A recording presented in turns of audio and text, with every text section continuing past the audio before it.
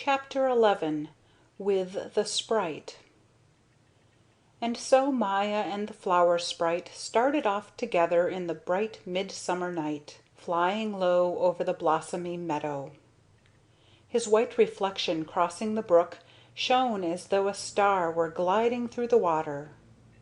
How happy the little bee was to confide herself to this gracious being! Whatever he were to do, wherever he were to lead her, would be good and right, she felt. She would have liked to ask him 1,000 questions had she dared. As they were passing between a double row of high poplar trees, something whirred above them. A dark moth, as big and strong as a bird, crossed their way. "One moment! Wait 1 moment, please!" the sprite called. Maya was surprised to see how readily the moth responded. All three alighted on a high poplar branch, from which there was a far view out upon the tranquil moonlit landscape. The quaking leaves whispered delicately. The moth, perching directly opposite Maya in the full light of the moon, slowly lifted his spread wings and dropped them again softly, as if gently fanning a cool breath upon someone. Broad diagonal stripes of a gorgeous bright blue marked his wings. His black head was covered as with dark velvet. His face was like a strangely mysterious mask, out of which glowed a pair of dark eyes. How wonderful were the creatures of the night! A little cold shiver ran through Maya. She felt she was dreaming the strangest dream of her life. "You are beautiful," she said to the moth. "Beautiful, really." She was awed and solemn. "Who is your companion?" the moth asked the sprite. "A bee. I met her just as I was leaving my flower." The moth seemed to realize what that meant. He looked at Maya almost enviously. "You fortunate creature." "Are you sad?" asked Maya out of the warmth of her heart. The moth shook his head. "No, not sad." His voice sounded friendly and grateful, and he gave Maya such a kind look that she would have liked to strike up a friendship with him then and there. "Is the bat still abroad, or has he gone to rest?" This was the question for which the sprite had stopped the moth. "Oh, he's gone to rest long ago. You want to know, do you, on account of your companion?"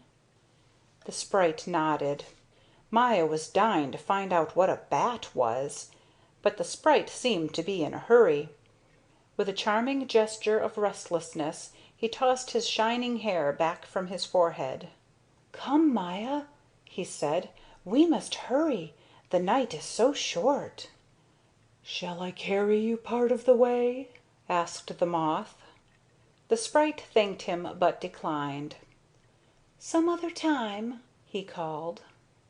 "Then it will be never," thought Maya as they flew away, "because at dawn the flower sprite must die." The moth remained on the leaf looking after them until the glimmer of the fairy garments grew smaller and smaller and finally sank into the depths of the blue distance. Then he turned his face slowly and surveyed his great dark wings with their broad blue stripes. He sank into a reverie. "So often I have heard that I am gray and ugly," he said to himself, "and that my dress is not to be compared with the superb robes of the butterfly. But the little bee saw only what is beautiful in me, and she asked me if I was sad. I wonder whether I am or not. No, I am not sad," he decided. "Not now." Meanwhile Maya and the flower sprite flew through the dense shrubbery of a garden.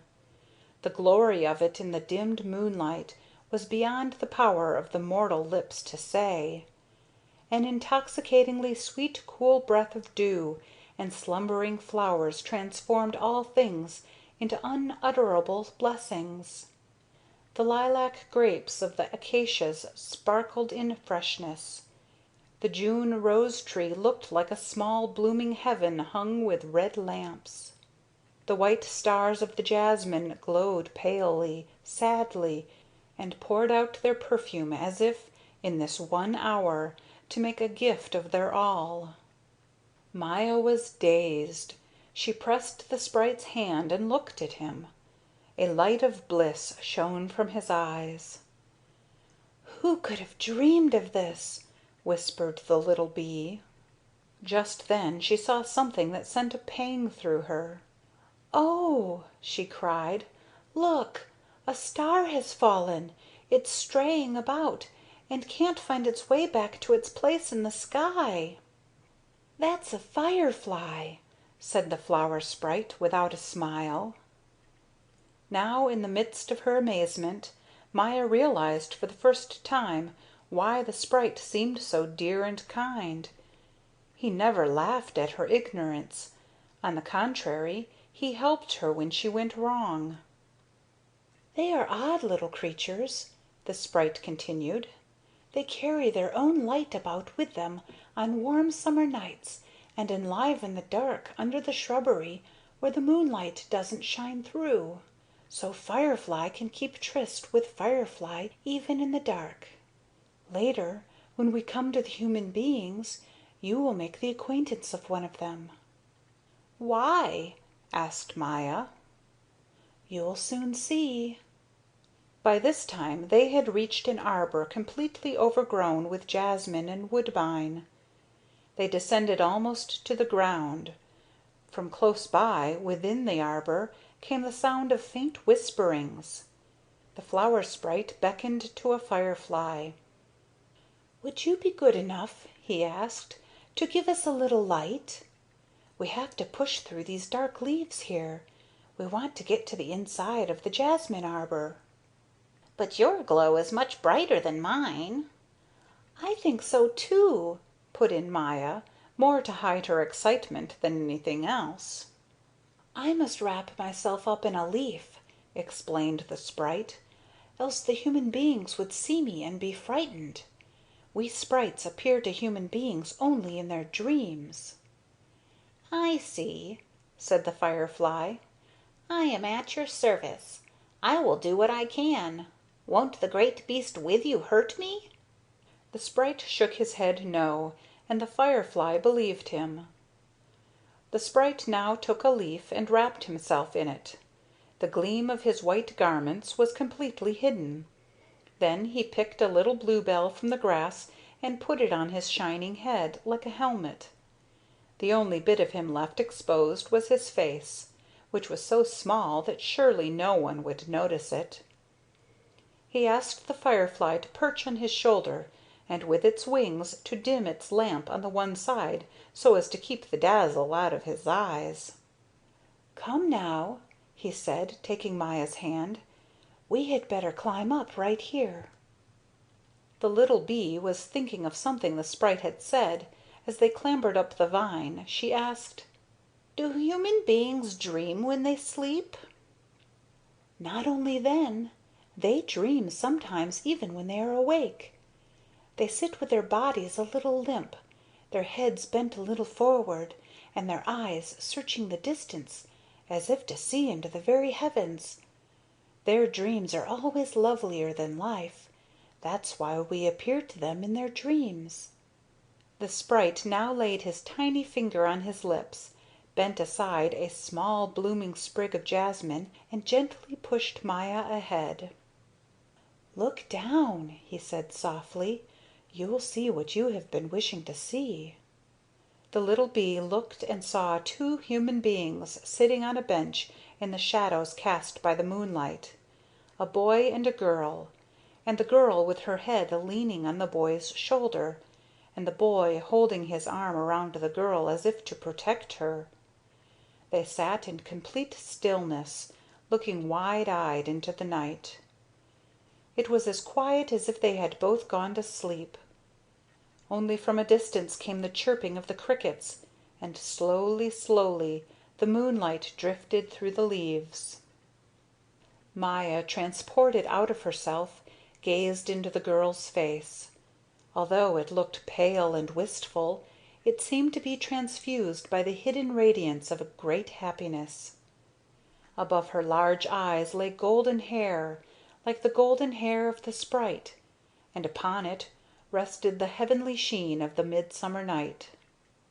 From her red lips, slightly parted, came a breath of rapture and melancholy, as if she wanted to offer everything that was hers to the man by her side for his happiness.